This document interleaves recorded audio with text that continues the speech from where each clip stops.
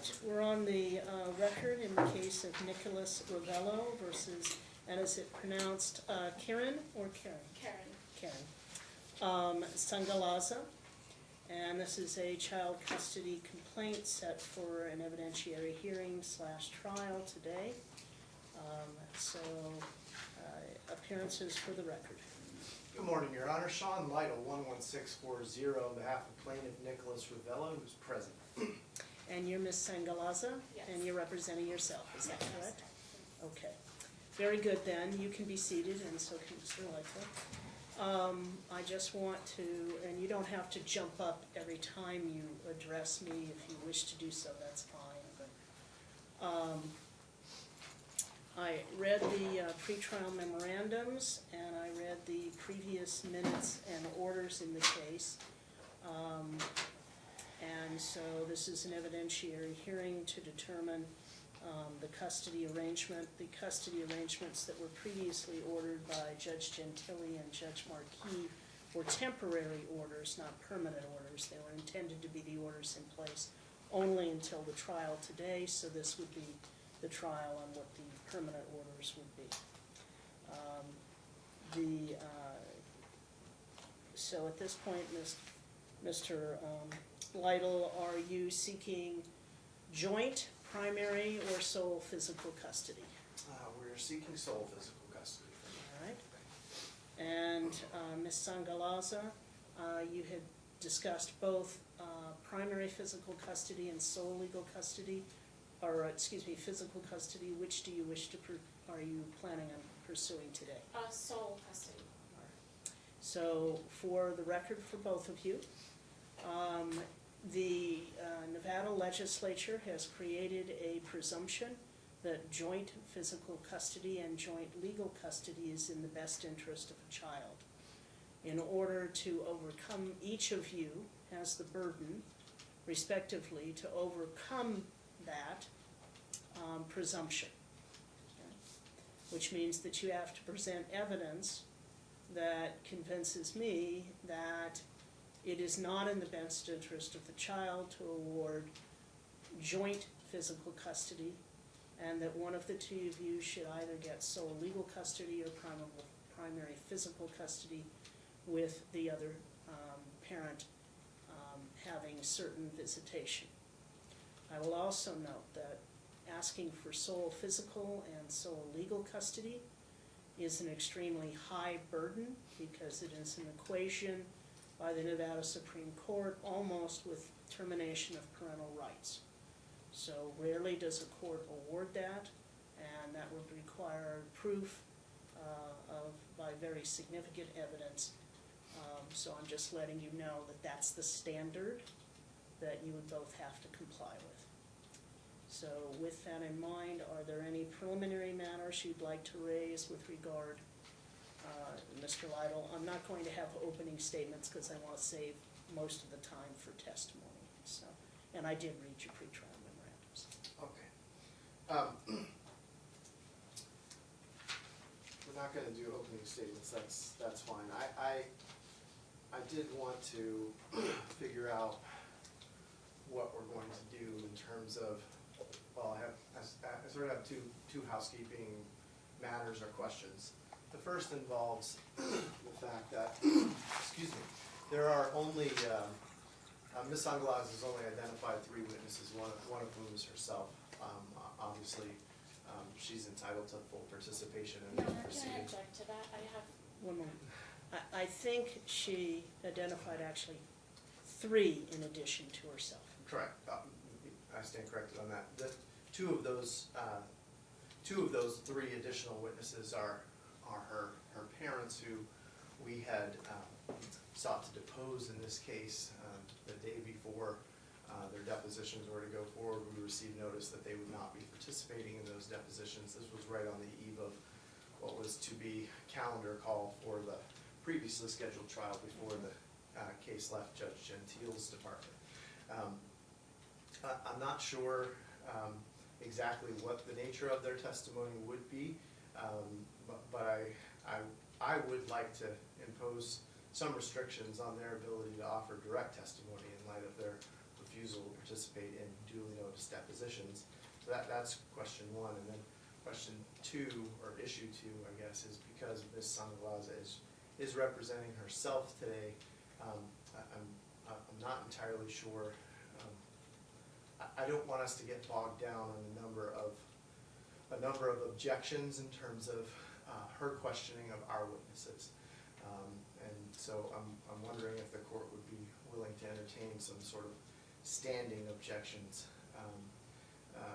with respect to certain lines of questioning so that we can keep things moving today. I'm just not sure what the court's preference is on that particular issue. So, And then I respond. hold on for just a moment. So the first issue is that he's asking that your parents not be allowed to testify because they failed to appear from the deposition after being noticed of the deposition. So that's the first issue that you would need to address. That would not prohibit him from calling them as what is known as an adverse witness, or for you calling them to rebut testimony that was presented in his case in chief. But that's what his request is. So now you can respond to that, and then we'll deal with the second issue. Okay, so the first issue, when it comes to the deposition, at our house we received the depositions about less than 2 weeks before we were supposed to appear. My parents already had plans to be out of town. They were not, they were out of town, and they sent, they emailed they emailed and they emailed a letter saying that they were unable to. I personally, that was my first week of classes, so I had to deal with financial aid. I already had appointments with financial aid, and I had appointments with my professors. So, I mean, you can't send out, you can't request How soon after you received the notice did you send the information that you would not be available on those days? How do you? The day before we were supposed to go, we emailed the letters. But because there's no timeline that says we have to, respond to that type of notice in a certain amount of time. We were given that notice less than 2 weeks before we were supposed to appear. Okay. So the first thing is the notice was adequate. That's a reasonable period of time. If you had conflicts, the wiser thing to do is not to wait till the day before to notify the parties, because then they don't have a chance to reschedule for a time period when you might be there. However, I am not going to employ a sanction that prohibits your parents from testifying in your case in chief, that is when it's your turn to present your evidence, but it may, you're not attending the deposition and they're not attending the deposition. Mr. Lytle is free to argue how that affects credibility. Okay? The second issue, Mr. Lytle, is that to enter a standard objection to certain topics without you telling me what those topics are, no, I cannot do that. So if you want to object, and I sustain an objection for particular reasons, and then, and this is true of either side, then you don't have to keep objecting if it's the same issue. I'll simply note, no, I already said you can't ask that question to either one of you, or that the witness can't give that answer to either one of you, depending on what it is. Because you are representing yourself, there is a certain amount of job that I have as a gatekeeper of the evidence to ensure that the trial is evenly placed. That simply means that if something is obviously objectionable under the rules of evidence, and you don't object, same thing is true, Mr. Lytle doesn't object, I do have the authority to say, no, that's hearsay, for example, and I don't see any exceptions, this is the technical way to phrase it, to the hearsay rule, so I'm not going to allow that question to be asked, and any part of the answer that started to come out before I started speaking would be stricken, and that applies to both of you, okay? And there are rules of evidence, though, and I cannot simply relax them because one party has an attorney and one party does not. Okay? All right. Anything else that's preliminary, Mr. Lively? No, Your Honor. Any other preliminary matters that you'd like to raise? Yeah, I'd like to open the courtroom for people to be able to observe it and see what's going on. Well, if you have people who are going to be witnesses, they're not allowed to be in the courtroom while they're testifying. Non-witness. You know, is there someone that's a non-witness that you want in the courtroom? I mean, they would not then be able to discuss the matter with you or anyone else. In other words, that person goes out and starts talking to your other witnesses, that would cause those witnesses not to be allowed to testify. So, and that person would not be allowed to testify themselves if you suddenly decided that something came up that you would want that testimony. Is there? Right, that's fine. Yeah, no, that's fine. I just wanted to make sure. You still want somebody in the courtroom that's, okay, and who would that someone be? Mr. Steve Stanson. Okay, and he's just your friend, or, Yeah. okay? And, Your Honor, we're going to object to that. Mr. Sanson operates a website, Veterans in Politics International. He's already been sort of weighing in on this case publicly and making disparaging statements about parties, counsel, and judges involved in this particular matter. And there is absolutely no legitimate basis for him to be in the courtroom today. We're talking about a very young child, not even 2 years old yet. And I would ask that, with the exception of the witnesses as they are called, that the courtroom be closed for today's proceedings to outside observers. on what basis do I have to close it to the public?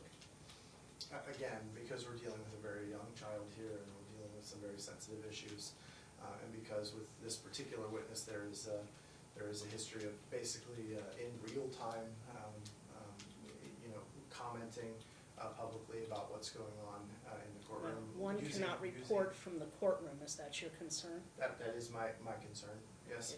If he can certainly watch, but he cannot report from the courtroom, which Absolutely. means that his electronic devices need to be lodged with the marshal. Absolutely. Okay, that would be appropriate, so you can ask Mr. Sanson to come in under those conditions. Okay. So you can allow him to come in, and I'll let him know what those conditions are, and then he needs to give his communication devices to.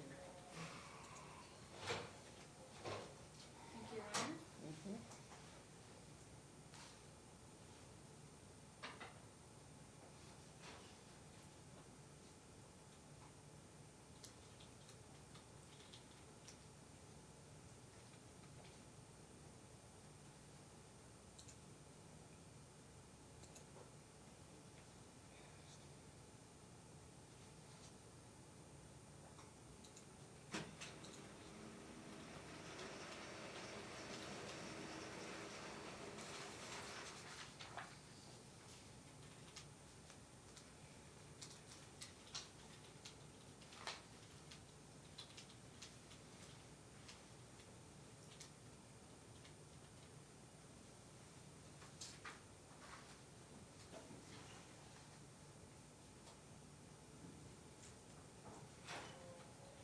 He's no longer outside. Oh, okay. Very good. Then in that case, we'll go ahead and we'll start with the witnesses, and if you'd call your first witness, Mr. Thank you, Your Honor. Call Nicholas Rebello. Okay.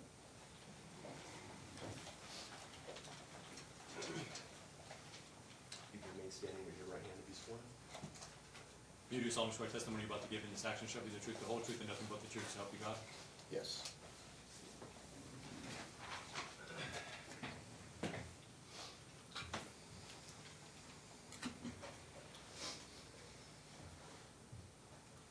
Good morning, Mr. Rebello. Could you please state and spell your name for the record? Nicholas Charles Ravello, Nicholas, Charles, Revello.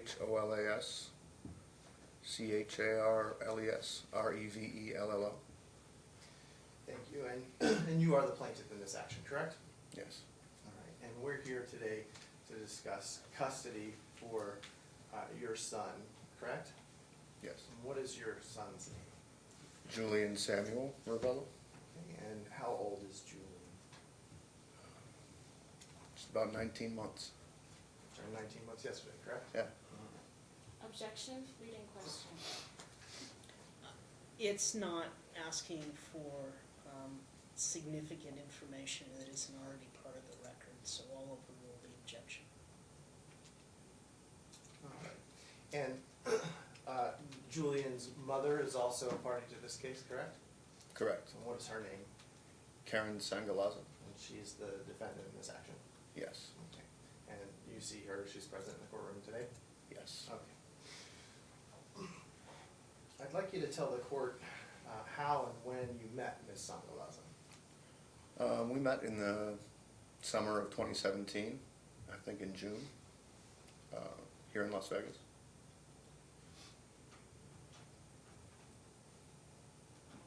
And did you pursue a relationship with Ms. Sangalaza? Yes. What was the nature of that relationship? Was it friendship or something more significant? Yeah, we started dating as soon as we met. We were inseparable, spent every night together for many months. And how would you describe the relationship between you and Ms. Sangalaza in the summer of 2017? A lot of fun. Yeah, very positive. Now, at some point, Ms. Sangalaza became pregnant, correct? Yes. With your son Julian. Yes. Okay. When did you find out approximately that she was with child? We found out in late August after we had moved to Wisconsin together. Okay. Of what year, sir? 2017. So later in that same summer. Yeah, about 2 months after we met. Okay. And what was your reaction to the news that she was pregnant? I was shocked. Shocked in a good way or in a bad way? In a, this is very unplanned sort of way. Okay. All right. Did you make any plans with Ms. Sangalaza as to, how you were going to proceed with the relationship, if at all? Well, we were living together at the time, and we were dating with no signs of stopping. And once she was pregnant, I thought any decisions regarding the child should be up to her Okay. at that point. Meaning what? Meaning if we wanted to pursue raising the child or other avenues like, I don't know, adoption, I wanted to let her make all those choices. Okay. And you said you were living in Wisconsin at the time? We were at my home in Ripon, Wisconsin. When did you move to Wisconsin? It was probably early August of 2017. Okay. And it was after you had moved to Wisconsin that you learned of the pregnancy? Yes. Okay.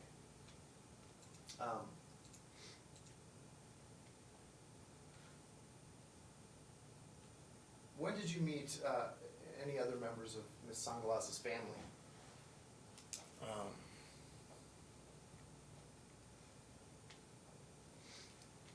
I don't recall if I met them that summer.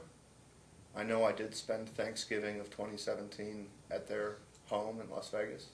Okay. Were you still living in Wisconsin at the time? Did you travel back for that, or? Yes. Okay. So her family was living still in Las Vegas. You were living in Wisconsin with Ms. Sangalaza, and you traveled back for the Thanksgiving holiday in 2017. Is that what you said? Yes. Okay. Was there discussion of her pregnancy at that Thanksgiving gathering? Everyone was aware, as far as I know. And what was the reaction of her family to the pregnancy? They seemed supportive. And when we're talking about her family, how many people are we talking about? Her family at that time was living in North Las Vegas. It was her mother and father and her two siblings, Isabel and Barrett. Okay. So it's a sister and a brother? Yeah.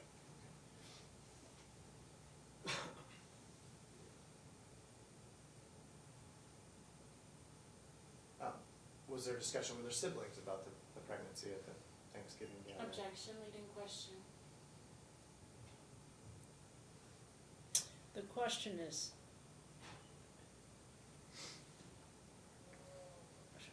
It was already calls asked. for a yes or no answer.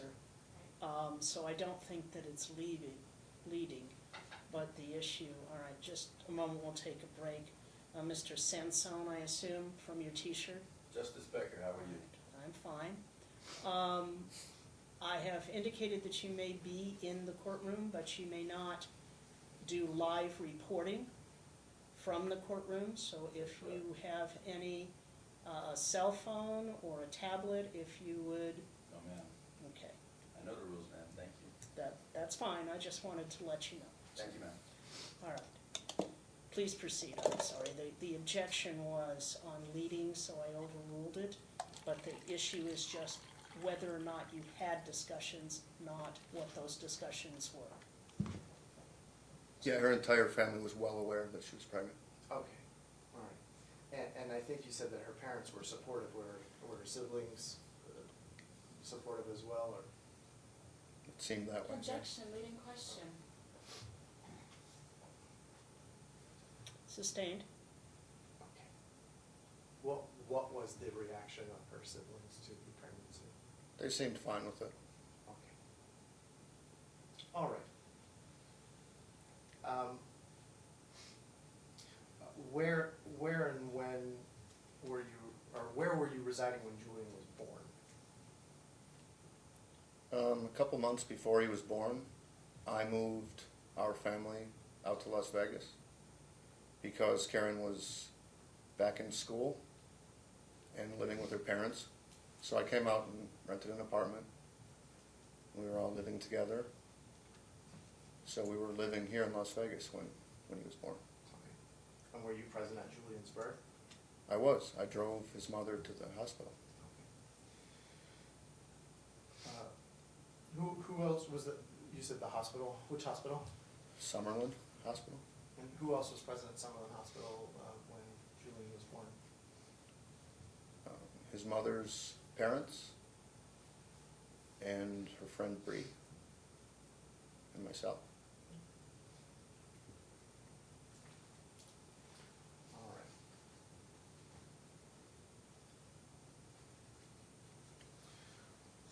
So, you said earlier that the relationship prior to, or in the early days was, I think you said fun. Okay? Yeah. So we just, okay. After Julian's birth in April of 2018, how would you characterize the relationship between you and Ms. Sangalaza? Abusive. Can you elaborate on that? For the 3 days we spent in the hospital after he was born, she didn't sleep, and neither did I. I was staying awake to allow her to sleep, and she verbally abused me for 3 days straight, including threatening to leave me off the birth certificate. Did she leave you off the birth certificate? No, So you are identified as Julian's father on the birth certificate? I'm definitely his father. Okay. So at the time, you and Ms. Sangalaza were living together in an apartment you rented here, correct? Correct. Okay. Is that the apartment that you took Julian home to when Objection, you left the leading hospital? question. Sustained. Where did Julian first live when he was born? I wanted him to live at our apartment with myself and his mother, but her family insisted that they go to live in North Las Vegas. And they put him in their car and left without our consent. They essentially kidnapped him right from the hospital. Who all went in the car with them? Her mother, her father, and her, and the baby. Her meaning? Julian's mother, Karen. Okay.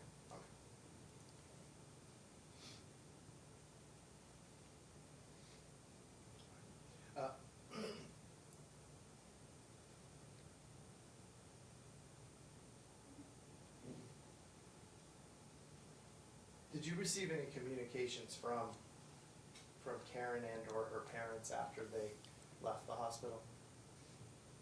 Yeah, we were communicating. mean by text message? Yes. Objections, leading question. It's foundational, I'll allow.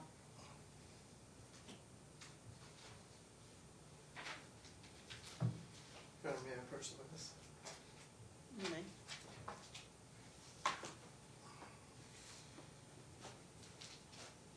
Mr. Rebella, I'm handing you a stack of proposed exhibits for today's proceedings, and I'd like you to look at Exhibit 1. Your Honor, can I object? I've never even seen, I was not sent a copy of these exhibits. I didn't even know that they had any exhibits.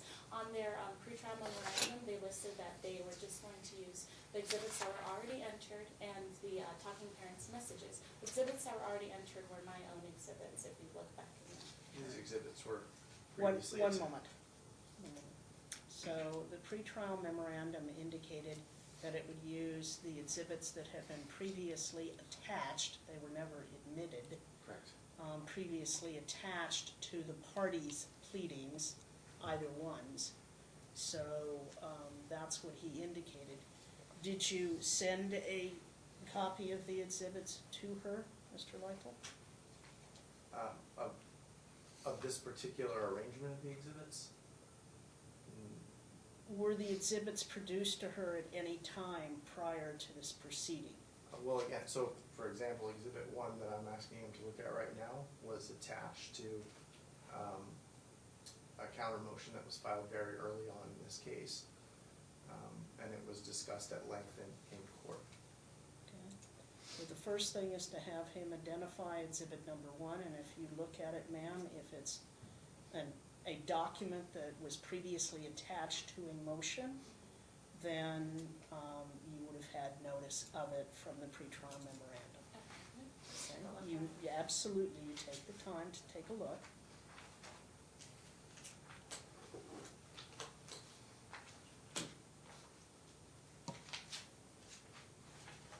Your Honor, I'm going to object to this first exhibit because I don't have any recollection of it ever being submitted, anything ever. You know, these are screenshots of a phone. Yeah. Okay. Mr. Lytle, what pleading do you allege that they were attached to? Attached to our opposition and counter motion. Opposition to motion for temporary primary custody, counter motion for temporary sole physical custody, filed on August 7th, 2018.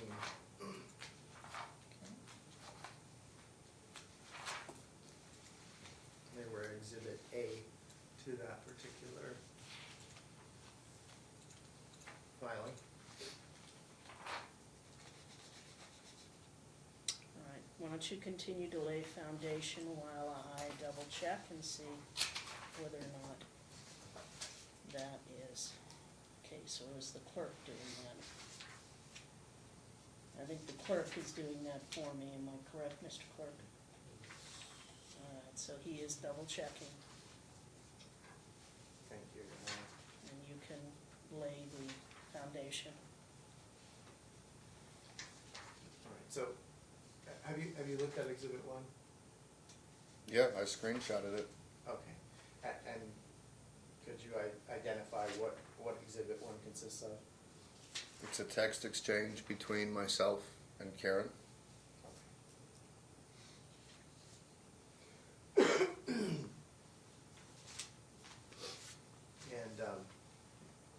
And do you know when this text exchange took place approximately?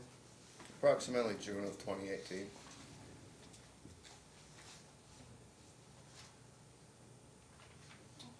Can I object to that? One moment, the clerk has just indicated that the clerk has compared page by page the proposed exhibit number 1 with attachment A to the pleading, and has, it's A and B apparently to the pleading, and confirms that the documents marked as proposed exhibit number 1 are the same documents that were attached to the pleading in August of 18. Now, you have another objection? Yeah, I mean, there's no time or date. There's a time stamp, there's no date stamp. The witness claimed June would go to the weight to be given the exhibit, not necessarily There's a its date stamp, admissibility. Saturday, June 30th, 10:58 One a.m. moment, sir. Okay, We haven't asked you all the right, question. sorry. All right, Mr. Lytle, if you continue to lay foundation, please. Thank you. I'd like you to go to the third page of Exhibit 1. Just for identification purposes, at the top of the center says 8:11 a.m. You see that page? Which page, sorry? The third page. At the bottom right corner says 1 of 1, but there's a few pages that say 1 of 1. So Okay, I believe this is what you're referring to at the top of that page. Did you say there is a date stamp? yes. And what does that date stamp say? Saturday, June 30th, 10:58 a.m. Okay. And on this particular page, these messages, are these your words or the defendant's on this page? These are my words. Okay. So that first entry that's stamped June 30th, can you just read for the court what you wrote to Ms. Sangalaza? One moment, are you moving now for its admission? Oh, I'm sorry. Yes, Your Honor. I move to admit Exhibit 1. Any other objections? Yes, Your Honor. This exhibit was already dealt with previous in a different hearing. I mean, I don't understand how, like, what it is they're trying to establish. I don't know what they're trying to establish either, but the fact that it was attached to a previous proceeding does not prohibit it from being admitted into evidence at this point in time. Generally, I can say that the reason people attach emails and text messages is to show that the parties aren't capable of getting along. But that would be a relevance objection, and what is the relevance of the text messages, Mr. White? Excuse me, Your Honor. The relevance of the text messages is to establish that essentially shortly after the child's birth, there was a protracted period of withholding of the child from all contact with the plaintiff, as demonstrated by these messages, and then also to establish Ms. Sangalaza's basis that she asserted for that withholding. All right. The objection is overruled. Foundation has been laid. The exhibits will be admitted. Okay, so again, Mr. Ravello, if you could read what you wrote to Karen on June 30th. Can we discuss a time for me to see Julian and what our plans will be for living arrangements, please? And so why were you asking her that question on that date? Because I wanted to see my son and figure out where we were going to be living. At that point, how long had it been since you saw your son? Weeks. Was there a response to that message? No. Okay. What's the date of the next message that you sent? Thursday, July 5th. Okay. And what did you say in that message? Can we discuss a time for me to visit Jay and establish our living arrangements, please? Okay. And then was there a response to that message? No. So what was the date of your next message to Karen? Sunday, July 8th. Okay. Objection. And what? One moment. What's the objection? Completely skipped the date. Right. Again, on Thursday, July 5th, I attached a question mark. And it's not an objection. You can ask if there are parts of this that Mr. Lytle didn't ask about that you want to bring out. Okay. You can do that on your cross, okay? So, can I answer Go that ahead, Mr. again? Lytle. Yes. Okay. 2 hours later on July 5th, I sent a question mark. Okay. And was there a response from Ms. Sangalaza to your question mark? No. What was the date of your next communication with? 3 days later, July 8th. And what did you write to her on that date? Hi, Karen. Please contact me. Was there any response to that message? No. What was the next communication Ms. Sangalaza? 2 days later, July 10th, is your phone working? And was there any response to that message? No. So on this page, we've covered a date period from June 30th to July 10th, and you've testified that this was in 2018, correct? Yes. Okay. What, did you get any written responses from Karen during that period on any other platforms? No. Okay. And did you see Julian at all during that time frame? No. Objection. One moment. What's your objection? Relevance? Well, how people get along once the baby was born and prior to the baby's birth is relevant to trying to establish custody, so I'll overrule the objection.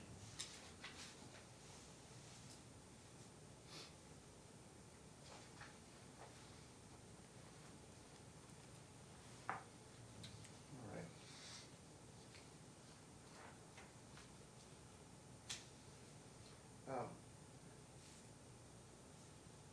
At some point in 2018, did you ask me to file a motion on your behalf? Objection, leading question. Foundational overruled. Yes. Okay. And what was the objective of that particular motion? I wanted to see my son. I wasn't seeing him at all. Okay. Do you remember what the result of the hearing of that motion was? Objection, leading question. No, it's asking him what he remembers, and so it didn't suggest what the answer is. I don't remember.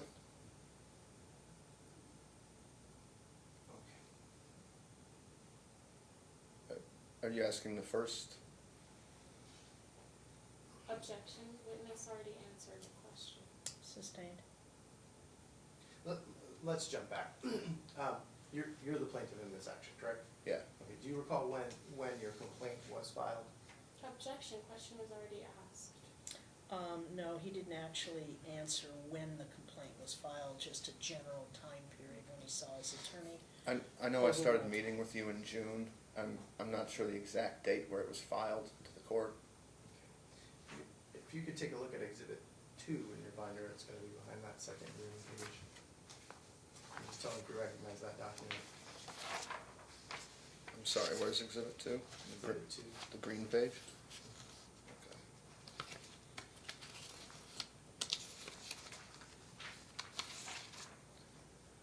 All right. Do you recognize Exhibit 2? The document?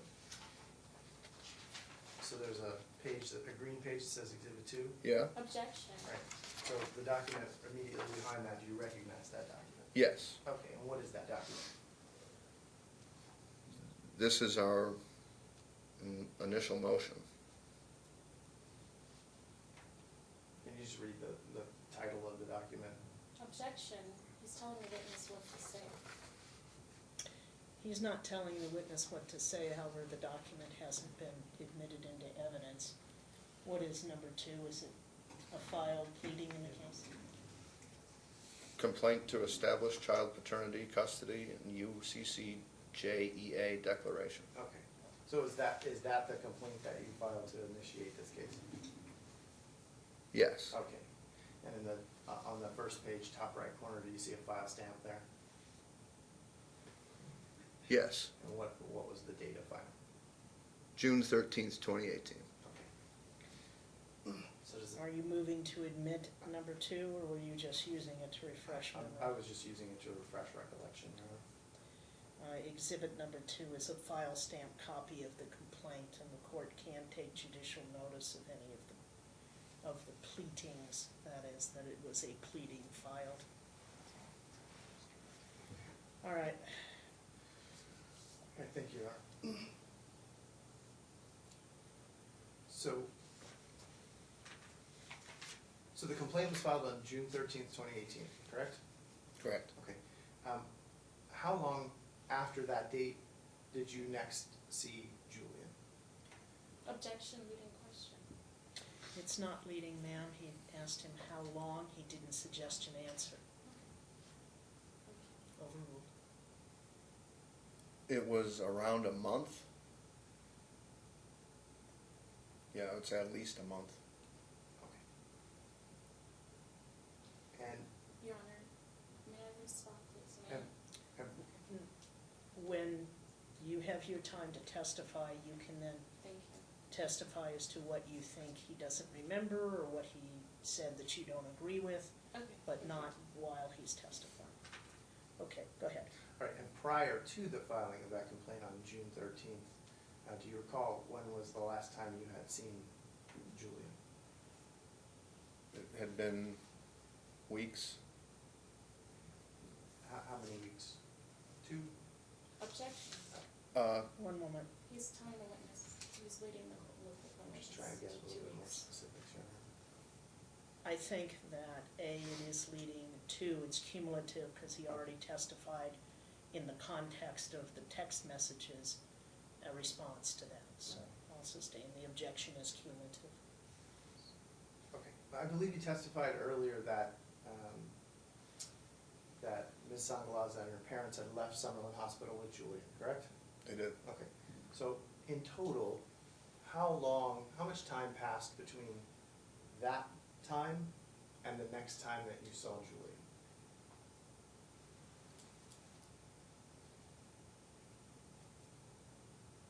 I didn't spend any one-on-one time with my son until he was at least 6 months old. Okay.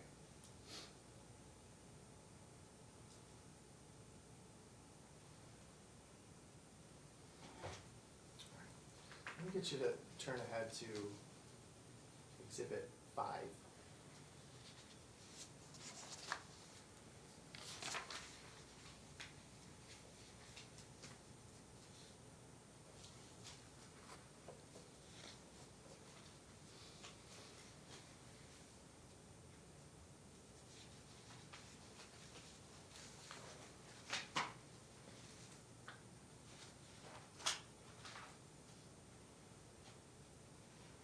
Do you see Exhibit 5? Yes, Do you recognize the document behind that tab? yes. And what is that document? Partial parenting agreement. Okay, and as you did with the complaint, if you look in the top right corner of that first page, do you see a date there? November 5th, 2018. Perfect. Your Honor, I guess I'm asking to admit this exhibit. It is in the record of the case already. As you can see from the file stamp in open court. Objection? Do you To- proposed exhibit number 5, which is the parenting agreement that was filed with the court. Yeah, actually, Your Honor, I am going to object to it because the orders that Judge Denise Gentile made, they completely overruled this. Actually, no, they were made by Judge Linda Marquise. They completely wiped out this parenting agreement that we have. So you're saying it's no longer relevant? Yeah, she made orders. Mr. Lightoll, what is the relevance? Yeah, Your Honor, I'm trying to establish a timeline here of contact and when things happen. That's the primary reason for talking about this document. I also want him to confirm the process that led to this agreement and what was agreed to as of November 5th, 2018. With the understanding that obviously that was a year ago and there's more of the story to tell. But I do think it's an important piece of the timeline. So you believe it's relevant to show the parties' continuing relationships with one another that goes to one of the factors for custody? I believe That it. is, how they relate to one another or what they agreed to? I believe it establishes an important part of the timeline, so that we can talk competently about what has happened in the year since this agreement was reached. All right, so I do find that it has relevancy, even though Judge Gentile and Judge Marquis later based upon motions filed by the parties, entered a different order than that of the partial parenting agreement. Some aspects of it may have continued, some may not have, so, but it's relevant towards the interchange and relationship of the parties that led up to the trial today. So, objection overruled. Thank you. Okay, if you would, I'm gonna ask you to just go to the last page first, and then we'll go backwards. If you look on the very last page of the document, page 8.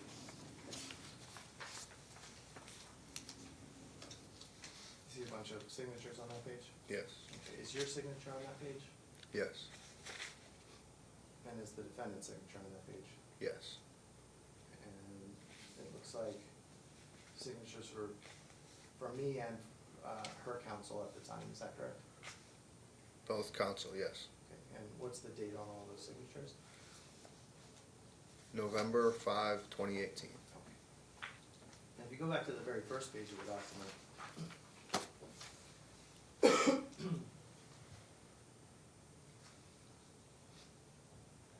and you see a heading that says legal custody provisions. Yeah. Okay, can you read the second sentence under that heading? The parents agree to joint legal custody of the child named above. Okay, and then can you read the following sentence? The parents agree to provide each other with the names, addresses, and phone numbers of all medical, educational, child care, and other providers of professional services for the child. Thank you.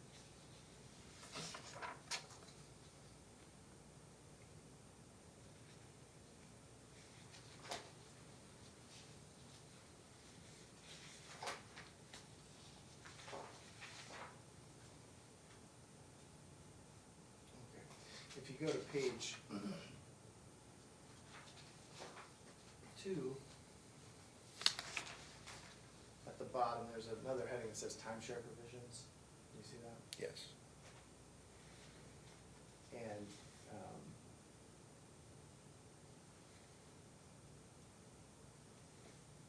it's starting at line 25. Can you read just the first 2 sentences of that second paragraph there? Yes. The father's timeshare is defined as beginning after the father has concluded his court-ordered infant and newborn care class. The father's timeshare is defined as beginning on the first Monday after December 1st, 2018. Okay. Did you complete the court-ordered infant and newborn care class? I did. Did you begin having some visitation with Julian at some point after that? I did. Okay.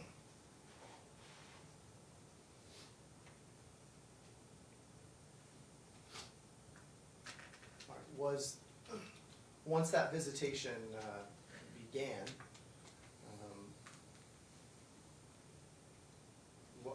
what was the arrangement in terms of where and how the child was exchanged? We would pick the child up when it was our time. My time was Monday through Thursday. 2 of the days were 8-hour visits, 2 of the days were 4-hour visits. When you say we, who do you mean, sir? Oh, the child's mother and I. When we did our exchanges, Oh, okay, I see what you mean. the picking up parent would go to the other's home Okay. to get the child.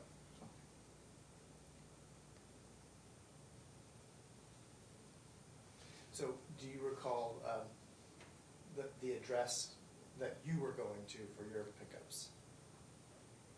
No objection, Your Honor, relevance. I can see where that would be relevant, so I'll overrule. Go ahead. I was picking him up from his mother's parents' home on Kappas Drive. Who to your knowledge resided at that home? Objection, but question was already answered. He did say that it was from her mother's home. You wanna know who else besides? Correct. All right. To his knowledge, who all overruled. lived at that house? Okay. Besides her parents. Sure, if anyone. It was the same lineup I mentioned before, the two parents and the two siblings, Isabel and Barrett.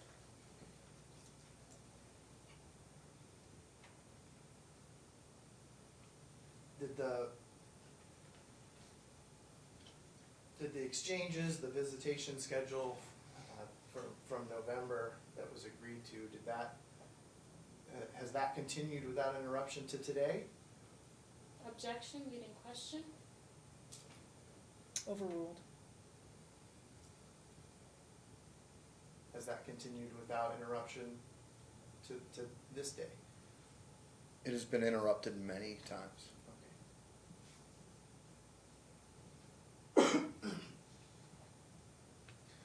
Do you recall the approximate date of the first interruption of that schedule?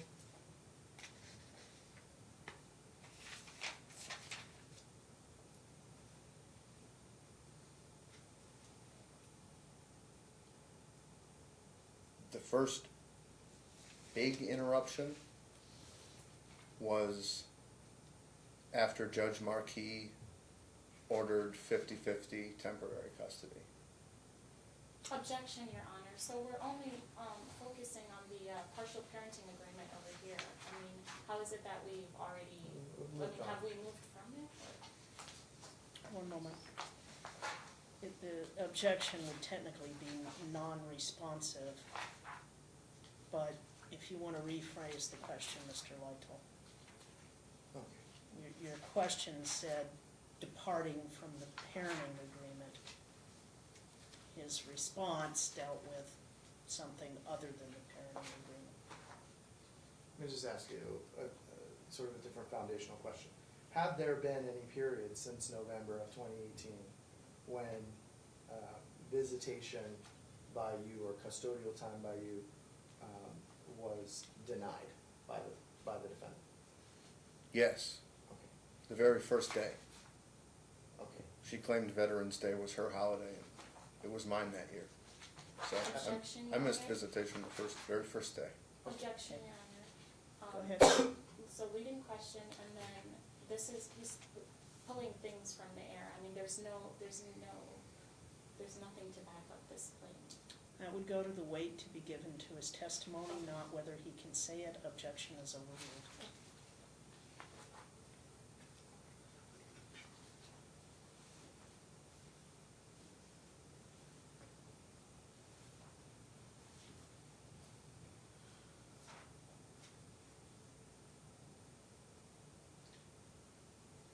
Leaving aside a day here, a day there. Okay, I just want to, sort of a yes or no question, since November of 2018, have there been any sort of extended periods when visitation or your custodial time was denied by the defendant? Yes, Okay. And do you recall when the first of those extended periods was? yes, the first extended period was the entire months of February and March of this year. 2 straight months.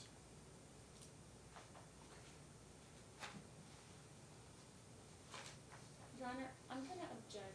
Are we still talking about the parenting agreement, or what are we talking about? No, his question was, putting aside a day here or there, have there been times when, extended period of times when you denied visitation? And that was the question. He's responded to the question. So overruled. Yes. You said that was in February or March of this year? February and March. February and March. Okay. And what if anything was your response to that interruption of your custodial time? How did you attempt to deal with that? I was going to pick him up during my ordered times to pick him up. And when he wasn't exchanged, I would call you, my counsel, and I would then contact Metro. And they would come fill out a report card, and I would go home. At some point, did Metro advise you that, that a protective order had been entered against you? They did, yeah. And- Objection, leading question, and relevance.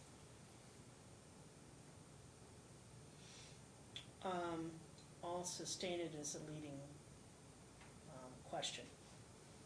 All right.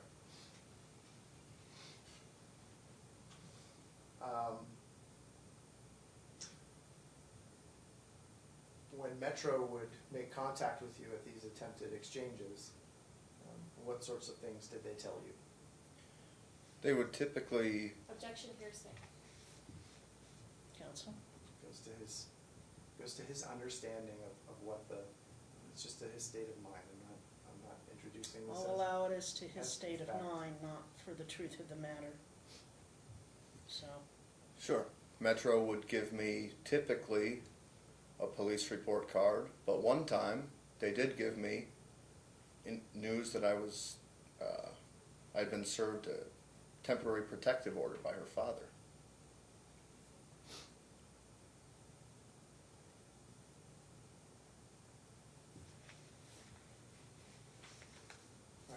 Did Metro facilitate restoring your custodial time? No, So what, if anything, did you do next to try to restore your custodial time?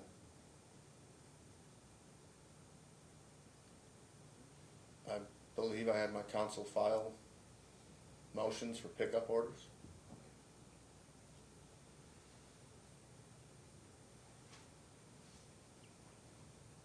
And do you recall if the motion for pickup order was heard on the date that it was originally scheduled to be heard? Objection, leading question. it's not leading, it doesn't to suggest an answer, so, and it's foundational overruled.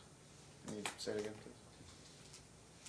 So you said you had instructed me to file a motion for pickup order, correct? Okay. And was that motion then set for a hearing date? I think the temporary protective order filed by her father precluded that. Objection, witness didn't answer the question that was asked. I'm just asking if it was set. Sustained. It's non-responsive. I'm just asking if it was set, leaving aside the TPO, just talking about the motion for pickup order, was that set for a hearing in family court? I believe so. Okay. And do you recall if that motion was heard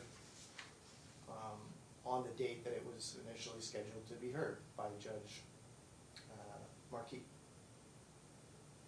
I believe, If you don't remember, just say you don't remember, sir. yeah, I don't remember specifically the first pickup order, the result. Do you recall if, after the filing of that motion for pickup order, do you recall whether Ms. Sangalaza filed anything with the court? Yeah, she filed a motion to disqualify the judge based on discrimination and bias. Okay. And do you recall what if anything, resulted from her filing of that affidavit Objection. of disqualification? Leading question. It was not a leading question. The court records are the court records, Mr. Little. Correct. What's the point of the question? The motion to disqualify was heard by the chief judge. The chief judge denied the motion. Correct, which resulted in a significant delay to the hearing of the pickup order, which is, And you can make that argument asking me to take judicial notice of the records I'll do because that. I don't think your client is gonna be able to That's fine. come up with information No problem. specifically as to each of these. No problem. Well, let me just ask you this then. At some point,